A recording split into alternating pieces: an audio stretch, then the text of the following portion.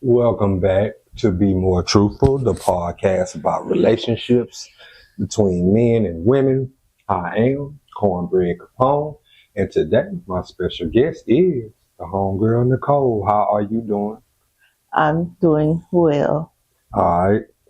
Well, the first question I'm going to ask is, what do you think about dating and relationships in 2024? To be honest, very toxic. Why do you use the word toxic? Because it's nothing but, it's like nobody don't know how to communicate no more. It's just like argue. Or you talking to this person, they get mad over that, the fights, men killing their women, women stabbing their men. It's just too much going on. So what I gather from what you said is basically, instead of communication, people would rather be violent with each other. Yes. And accept that type of relationship. Yes. Okay. Wow. I mean, I can't say wow because I see it myself every day. Yeah. It's everywhere you go. And like, to be honest, I'm just going to put it out there with me. And I'm not afraid to say it. I used to date. I've been married. And I used to date somebody. And I always put in the relationship, put out more into the relationship than the other person did. You get what I'm saying? Yeah. And then the guys I dated are always doing more than it's like when I put out more, that's all they want. They want what you give them. They don't want what's in the heart. You got to know who's for you and who's not for you. Because in a relationship, it's like when you put out more than you expect, you're not going to get nothing in turn because they just want what you got. They don't really want you because they know that you're giving it to them. Is there any middle ground? Like it's from your depiction, it's pretty bad out there. Mm-hmm. But is there a safe space or a middle ground where this type of activity doesn't happen and it's actually cool? Or is it all bad everywhere you look? I don't think it's all bad. I guess it's the way how you present yourself and how you put it out there. Because I ain't going to say that all men is bad. I ain't going to say all women is bad. You know what I'm saying? Because you have to learn how to grow together. If you can't grow together, you don't have nothing. And I see a lot of my friends on social medias with their boyfriends and husbands, and that's them. I don't feel like you have to do that. I want to ask you about that because, it's in this era where we have the internet and social media, and you have a such thing as going public. And usually that means two people who are dating each other decide to let the internet know that they are a couple. Yeah. Now, some people will say, if you're with somebody and they don't do that, that means they're cheating, which I think is a lie. It is because most relationships fail because of social media. Right. Because people always in your inboxes trying to get you to do this and do this. I'm a witness to that. That happens to me plenty of times. I'm not in a relationship because it's sometimes you have to learn how to work on you. If you don't love yourself, the relationship is not going to work out. You have to love yourself before you talking about you want somebody. Right. Like getting married. I had somebody said they wanted to marry me. They just wanted a wife. They didn't know what they wanted to be married for. It's not just having a wife. It's more to that. Can you explain what more that is? Because we living in a time where the value of marriage has decreased tremendously because people don't see the value in it. For those who might not be married or might be trying to get married, you've been married before, so you know. What does it mean when you get married? It's supposed to be together as one. Right. That is what it means. But I don't regret it for marrying this person, because sometimes people in your life for a season and for a reason. All it did was make me stronger. Right. And you cannot hate that person because it didn't work out. Try to figure out what happened. Figure out what came to that point. Right. Especially when you have kids involved. That's the thing. And if you have a relationship problem, this the thing. Don't bring the kids into that. That's out the picture. You discuss it between you and that person. I want to ask you this. Do you think that the music coming out today has a direct effect on the dating market and relationships? Yes. Why do you say yes? Because all it is booty popping, sex. Is no positive in no music. It's no positive no more. I didn't, when I was growing up, we wasn't allowed to listen to rap music. We grew up on gospel. Right. And we stayed in church and all that other stuff. I ain't saying nothing was wrong with that. But today's now, what the kids listening to, and they see these people as role models, but they shooting up things, doing drugs, going to jail. How you gonna be a rapper and try to lead these young people to like you, but you ain't teaching them anything? They not teaching them nothing. I agree with that. I wonder, because you said music that the kids are listening to. And truthfully, yes, the younger generation is listening to the music. Let me tell it, this music is for them. Yeah. But it's not just them listening. You got women over 35 calling themselves hot girls. Talking about hot girl summer. You know what I'm saying? You got women over 35 calling themselves baddies. You got women over 35 with children. With children. Trying to be their best friend. Trying to be 20 years younger than what they really are. I see that a lot. You think I'm going to go to the club with my daughter trying to shake my baby young? Yeah. But I can see it was like a birthday get together something, but I'm not going to just... But this is happening. This is happening in the world. Like, we can get on the internet and see a video of what we're talking about. And that... See, I'm not used to that, because when I grew up, every generation or every age group had their own music. Yeah. When I was young in the 90s, it was only me, my friends, and the people our age who were listening to rap. The older people were not. They were listening to Frankie Beverly and Maze. Yeah. They were listening to Isley Brothers. Yeah. They was listening to old school. You know what I'm saying? And there's nothing wrong with that. Everything has its appropriateness within age. Right. And when you get to your 40s, naturally, you're not going to listen to the same music you listened to when you were 16. Right. Not unless your mind hasn't elevated.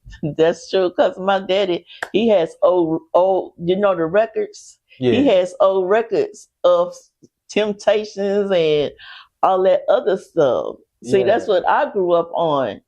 My cousin could tell you, eBay. That's what we grew up on. Right. The old school stuff. Right. So that's what we had. Right. There's nothing wrong with that. I listen to country. So it's what they put in it. It's no more positive stuff no more. I'm going to say this, since we're talking about music and relationships. There is nothing more, I would say, terrible than to be out in public, be outside, and a young lady pulls up and you can clearly see that she is attractive, but she is listening to unattractive mood kill from her radio. I'm sorry, because most men probably wouldn't care, especially if she looks a certain way. They wouldn't care about what she's listening to. I do, because what you listen to is not far from who you are and what you believe. And most people listen to music that they can relate to. Yeah. Now you got to ask yourself, if you see a young lady pull up and she's playing music you probably wouldn't listen to, you got to ask yourself, what is it about the music that appeals to her? I'm going to go on to the next question. You know what I'm saying? Because I can keep going. I can talk about that forever. That's true. But we're going to keep it pushing. I don't kind of judge them, but that is true. That's kind of, you know. I mean, that's just me. You know what I'm saying? But every man don't look at it the way I do. Like I say, you got some men who don't care. Yeah. They ignore all the red flags, especially if she looks a certain way. Yeah, but you can look a certain way and don't be right at the same time. Yeah, I mean, well, as grown-ups, we have to use discernment to recognize or differentiate between what is good for you and what is not. And we all should know, being adults, that everything that look good don't mean that it's good. I've been through that. I have. I thought that it was all gravy. All of a sudden, it was not what I thought it would be. So it happened to me. And these things happen. It happens. And you have to learn from it. I want to ask you, because they say that men don't approach women anymore in public. And I've seen that you've been out in public lately a little bit. Do you see men approaching women in public when you go out, or when you know? No. You always see yourself. Wow. No. There was a time when in Beaumont, a woman probably couldn't go to the corner store without a man asking for her number. And these days, you don't see that anymore. No. And you even have women who will get online and complain about the fact that they can go out and nobody will talk to them. Nobody will try to dance with them. Nobody will buy them a drink. And I say to myself, hey, you asked for this. This is what you asked for. Because at one point, it was cool to approach a woman, regardless if you got accepted or rejected. But then after a certain point, it got to a point where women started saying, well, I just want to go out and have a good time and not have you all in my face. And men said, oh, I got you. Now, that's all that attention dried up. Ain't no more cold approach. That's over with. Trying to be chivalrous, holding the door open, pulling a chair out. All that's gone. I know. Nobody don't know what a date is no more. I have plenty of guys plus women be trying to like talk to me, and I'm like, I don't do the other side. I don't do that. But it's like when they see me, and they be like, they want to say, oh, you cute, or you pretty, and all that other stuff, and they be like, blah blah blah. I want to get your number, and can I dance with you in this? And then that happened to me recently. This guy said, oh, you are so beautiful. I said, thank you. And when he asked me for my number, I said, no, you may not have my number. And why did you tell him that? And I said, I can get your number. Okay. Then he turned around and said, oh, okay. Then he turned around to the next one. So what that tells you, he didn't really want my number. He wanted my number, but it wasn't what he wanted it for. He just wanted one thing. He went to the next girl, to the next woman. He didn't verbalize that, did he? He didn't say that, did he? No, but I can tell he went to the next woman, asked her for her number. Well, that's something else I wanted to talk to you about because, okay, dating is messed up. Don't nobody know how to date no more. A lot of men have been reduced to recreational use only, or looking at life or looking at women as recreational use only because there's no value in marriage. There's no value in dating. There's no value in being the man that pays all the bills. Because at the end of the day, that woman will cheat on you with somebody that works at Jack in the Box and then says, oh, it's because you're never at home. Yet you're the one going to work paying all the bills. Yeah. So now men are looking at it from a perspective of, okay, no more relationships. I ain't trying to get married. It's just going to be recreational use only. That means one night only. Or if you like it, more than one night only. But only that. And that's it. And that's how bad it has become. That's the problem. Well, that's because women have become women problem. Yeah, they trying to wear the pants in the house. That's what the problem is. It's a certain extent that this, like, the man's supposed to be head of a household. Right. Okay? Don't try to take his pride away from him because he's doing what he's supposed to do. Okay. You know what I'm saying? Oh, baby, I see you working hard. Like that. Just tell me, I see you working hard, baby. I'll do this for you. You need me to do this, do that, do this or do that. Like, if I had a husband right now, if he was working that hard, he wouldn't have to worry about nothing when he come home. Because I have my kids in bed. I have everything done. That's how it's supposed to work. You got to work together. But they got too many women saying, oh, I got to do this, is doing the man's job too. But I ain't going to say it's always their fault. Because it works both ways. You know what I paid attention to? We the only race of people that goes at each other in terms of man versus woman. Mm-hmm. Because in the Mexican community, Mexicans make less than black men do. But they work their ass off. Their women are more loyal than any other race of women. Mm. That's something I told somebody the other day. They was like, damn. I was like, you see how they do? They pool their money together. They buy a house. They pool their money together to buy another house. Yeah. They work together. That's what it's supposed to be. They hand in hand. They look out for each other. But not just that. Not just the looking out for each other, which I wish black people would do. Mm-hmm. But look at their relationships with their women. Well, when have you ever seen a Mexican woman get online and dog her man out? Don't worry, I'll wait. They don't do that. Right. I have not seen. There are certain other races of women who were raised different who don't get on social media and bash their men. Right. But you look in the black community, go on TikTok, it ain't nothing but women on there bashing men all day. I'm like, okay, I have a son, he's 18, okay, and yes, he has a daddy, but this the thing, his daddy don't go on social media disrespecting women. You see what I'm saying? Because he know he has a son. Right. That's the thing. If you don't want, like if you have a daughter, because I know how daddies is behind their daughters.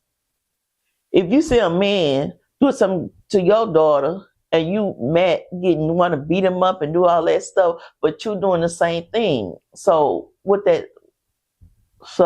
like, why? Why you want to get mad at your daughters do, but you doing the same thing?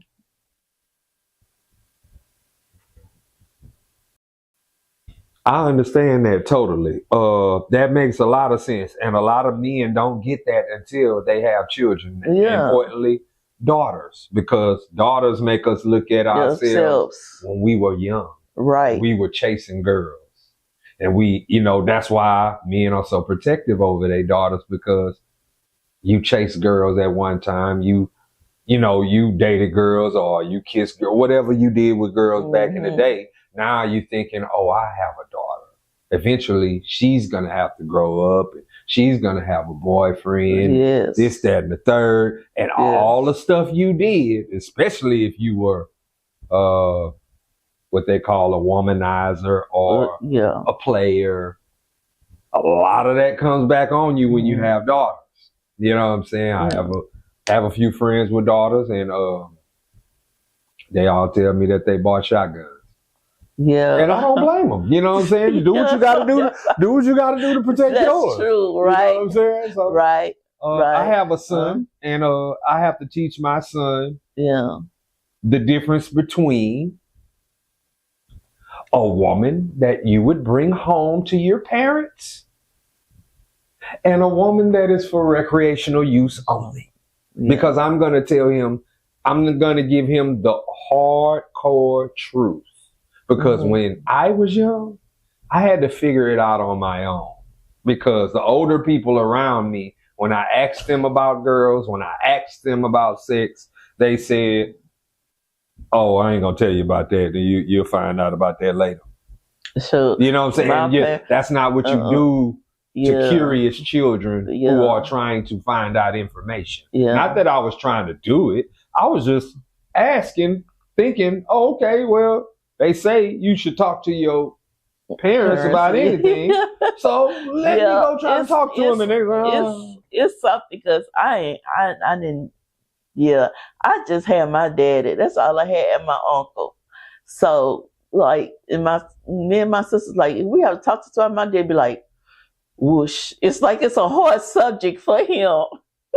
Because he has 3 girls. Yeah, you gotta sit down and you gotta, he's like, it's a lot. It's a tough one. I mean, I hope that the parents raising girls get through it, especially today, because it's tough. It's very difficult, and it seems like women are easily persuaded, manipulated. They quick to see something and they want to emulate it, or they want to be like that. And I'm from a time of originality. So you have to be yourself. Stop trying to be something you're not. That's where we go wrong at. I agree. You know what I'm saying? You have to learn how to find yourself, search for you, to find peace in your life. You can't look at everybody else, but you can learn from it. When you see everybody else make their mistakes, that should be a stepping stone for you to learn from what they went through. You know what I'm saying? If somebody tell you something about the relationship, don't go around and tell somebody else. Just sit and listen and learn from what they went through. That's all I got to say. And don't put out too much on something that's not going to be yours. They got women that do this for this guy, or do this for this, men put out for a woman, or I go do this for you, do this. No, don't do that. Take care of yourself. Figure out what you want in life. Take care of you. That's what's wrong today. People so quick to get into something and they don't know how to love themselves. I'm going to keep saying to love yourself before you go into a relationship. You can't love somebody else if you cannot love yourself. That's real. That's the truth. Before we get up out of here, is there anything that you would like to say? I would like to get a shout out to you. Thank you for having me here and my son. And just think about what I said, because life is very short. Our young people is dying. We need to stay prayed up, like for real. Stay really prayed up. I thank you for coming by and speaking with me.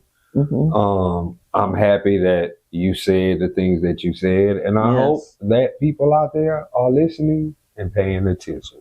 Mm-hmm. On behalf of Miss Nicole, I am Cornbread Capone. This is Be More Truthful, the podcast about relationships between men and women. And until next time, everybody, like I always say, peace and love, because that's what the world needs in a major way. Peace and love.